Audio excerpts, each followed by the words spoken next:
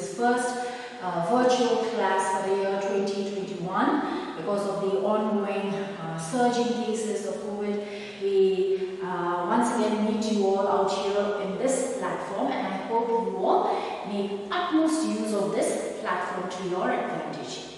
So, my dear class 10ers, today for English literature, we shall be discussing a very simple and very short poem.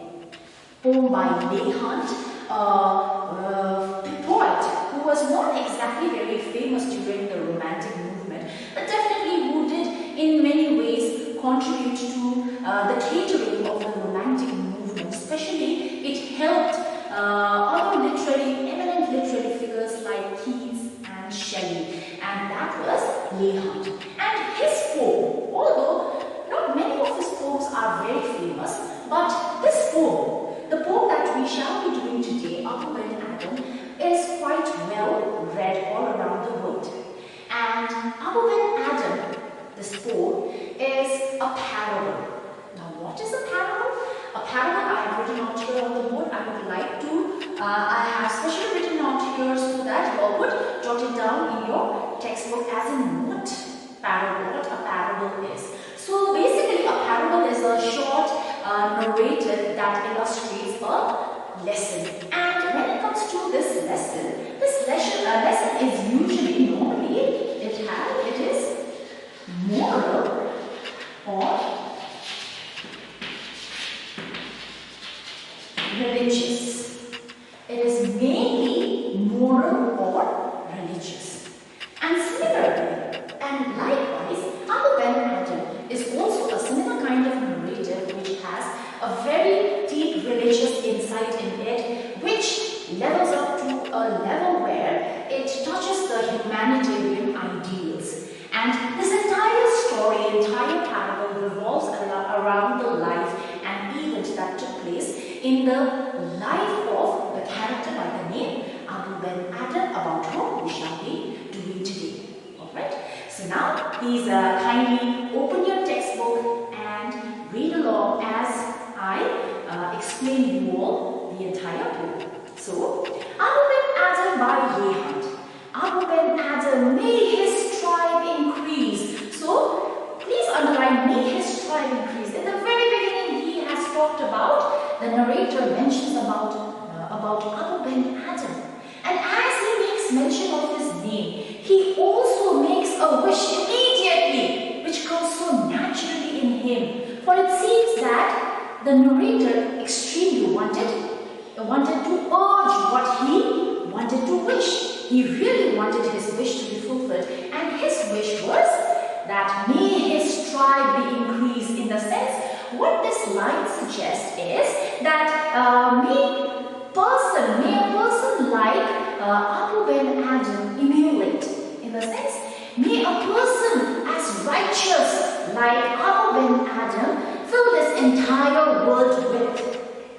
For he was extremely a righteous man. Now, talking about Abu Ben Adhem, I would like to give you all a brief background about who in reality Abu Ben Adhem was. So, in reality, Abu Ben Adhem was a man, whose real name was Adhem Ahmed,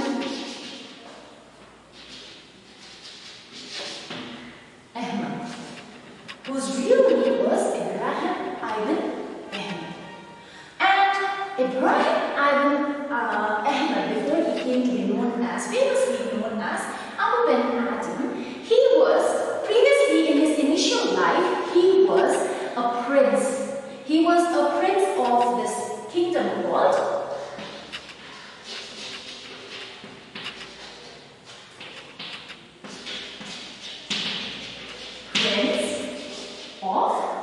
Balkhi. He was the prince of Balkhi, who led a very luxurious, very rich life. Obviously, prince means he is filled with luxury, so many servants, estates. He is the prince of the entire kingdom. But what led him to be Abu Ben Adhem was that he renounced his throne. Ibrahim, the prince of Balkan, he renounced his throne as the prince of, as the next king of Balkan, and he led a life of an ascetic.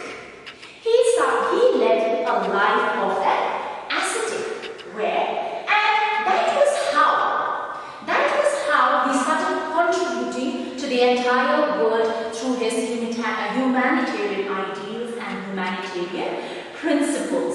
Alright? So that is what we first need to really keep in mind about Abu Ben Adhem and the brief background about him, where him and his life, where he was once a prince of Balkan, and after having renounced his throne, he led a life of an ascetic, and he became, in fact, he became one of the most prominent figures of the Sufi sect.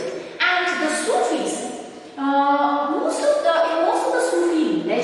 the Sufi legends, it covers stories related to Ibrahim ibn Adham's conversion into an ascetic, and of how he led a life of humanitarian ideals, how righteously he led his life, and how humble a lifestyle did he lead, that stood in sharp contrast to his early life when he was a prince. So this is a brief history that we have discussed about Abu Ben Adhem. Alright? So now we shall move ahead.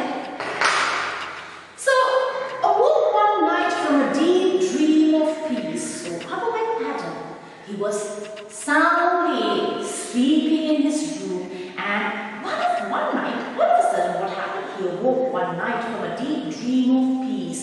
So this man, what happened to him after that? Why did he wake up? Let's see. And saw within the moonlight in his room, making it rich and like a lily in bloom, an angel writing in a book of gold. So the reason that made Abu Ben Adhem all of a sudden wake up from this dream was the light that all of a sudden illuminated his room.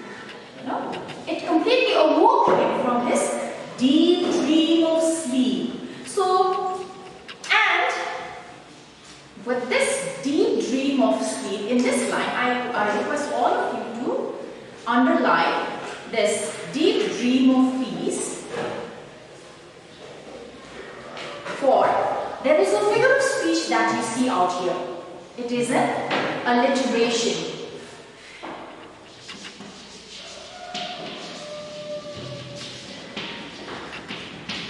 And we have already discussed in the previous class as in what an alliteration is.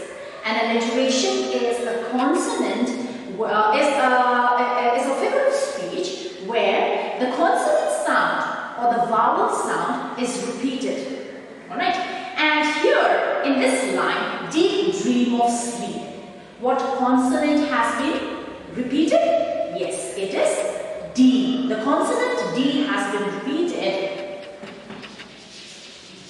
D, dream of.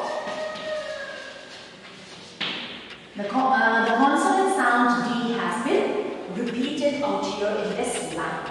So, awoke one night from a deep dream of peace and saw within the moonlight in his room, making it rich and like a lily in bloom, an angel writing in a book of gold.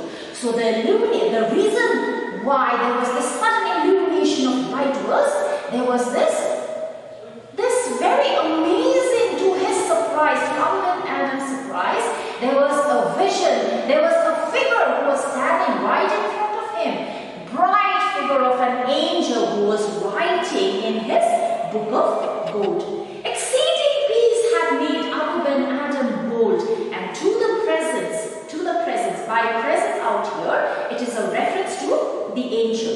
And to the presence in the room, he said, "What writest thou?" The vision raised its head, and Abu Ben Adhem, he felt quite curious, as in what this figure was writing. And more than surprise, we readers are actually surprised at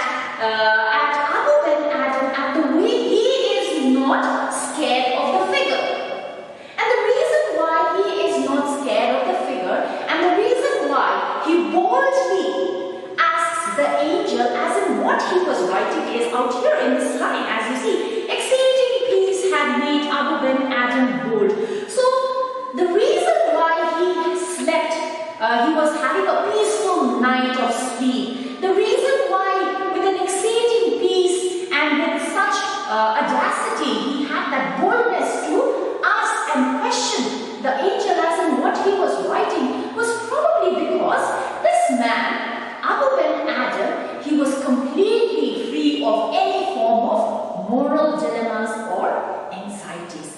And because usually what happens is people who are completely filled with moral dilemmas, moral confusions and anxieties, these are the people who usually often have sleepless night. But since this man, Abu Ben Adhem, had a very clear conscience, free of sin, free of moral dilemmas, free of all these moral anxieties, this man, he slept peacefully he had been sleeping peacefully the entire night, and not just that, he even had the courage and the audacity due to his curiosity as if what the angel was writing, and he immediately asks that, what writest thou? The vision raised, and after he asked the question, the vision again here is a reference to the angel. The vision raised its head, and with a look made of all sweet accord, with a very compassionate expression, compassionate face, the vision answered, that is the angel answered, the names of those who love the Lord, the names of those. So from here we get to know what exactly the angel was writing. The angel was writing the names of the list of all the names of those people who loved God. Alright. And is mine one? Said Abu. He immediately asks, the next question that he immediately asks is whether his name there too on the list. And said Abu, nay, not so. But the angel replied in negative, that Abu Ben Adham's name was not in it. Abu spoke more low. In the sense, Abu for a moment he felt quite disappointed that on hearing that his name had not been inscribed in the golden book. But cheerily still indicates that he was not worried. He was not affected. Rather, he took it in a more cheerful manner and said, I pray thee, I request you then, write me as one that love his fellow men. Love his fellow men. His here means God's fellow men. So, he requests, Abu Ben Adhem immediately cheerfully requests the angel to write down his name too, for Abu Ben Adhem, he loved God's fellow men. Alright, his creation. The angel disappeared. And let's move ahead with the second verse. The angel wrote and vanished. The next night it came again with a great awakening light, with a more brighter and a more dazzling light. The angel reappeared the following night and showed the names whom love of God had blessed. And the angel showed the list of the names of all those who had been blessed by God. And lo, Ben Adham's name led all the rest, and to everybody's surprise, and especially to Ben Adham's surprise, his name was at the first of the list. His name led the entire people's name. So here, by this expression and lo, this is a climax. Out here in this line, the poem reaches its climax. The climax, this is the climax of the poem. Climax. And climax, what is the climax? Climax is the point, or let's say it's the highest level of a scene or a situation in a poem or a story where the situation is quite intense, where something important is about to be delivered, So that is exactly what. So for your understanding, I would also like to request all of you to write what climax is. First, kindly underline and low and write. Just put an arrow beneath it and write climax. And what it is, climax is the most intense and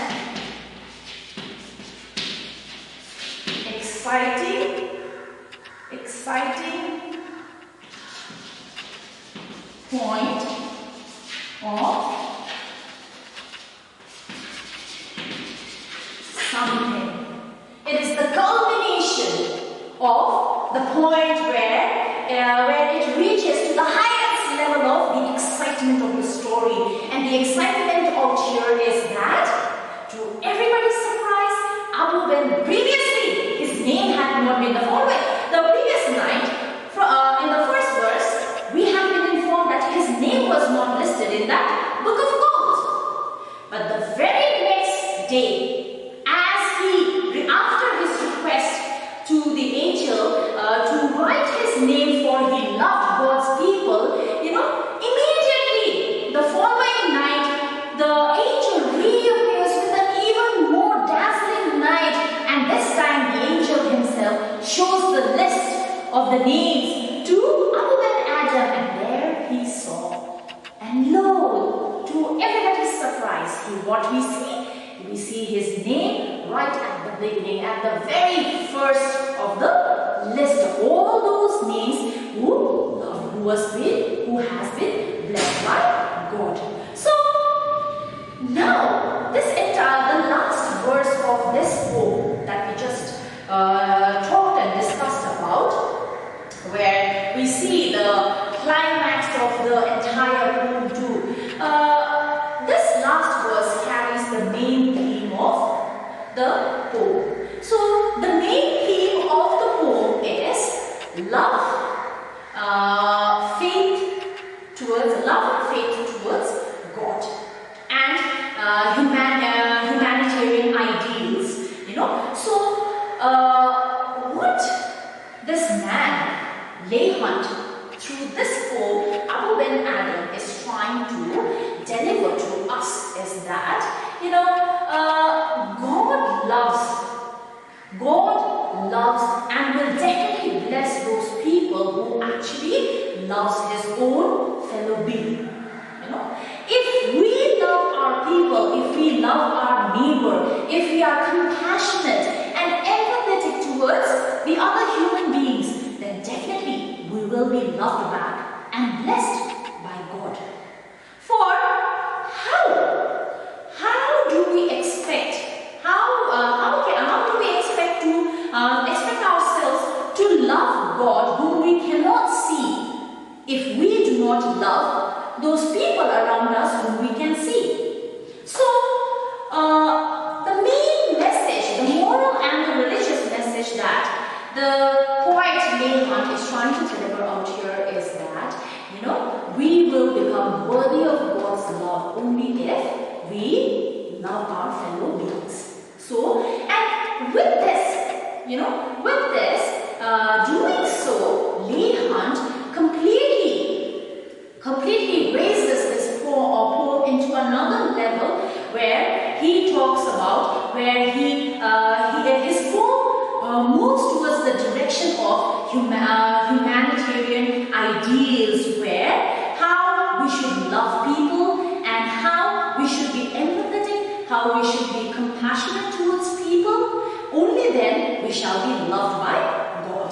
So, and not just that, Layhunt has, through this poem, has also talked about an incident, a story that takes place, a story of Jesus Christ, where Jesus Christ was asked by a lawyer to name the most important commandments. And Jesus Christ replies that the first commandment is to love God, your God, with thy whole heart, with your whole heart, with your whole soul. And the second commandment that he responds with is that you are supposed to love your fellow being as you love yourself. So, keeping this story of Jesus Christ and the lawyer in mind, we definitely get an even more clearer picture and an idea that Layhunt was basically trying to talk about these two important commandments through the life of Abu Ben Adhem. So, with this, we finish the entire poem. So, hopefully, you all have understood. And if at all there is any confusion and any questions that you all wish to Definitely all of us, we are very, very active in the WhatsApp group. You could always make queries out there. So thank you, my dear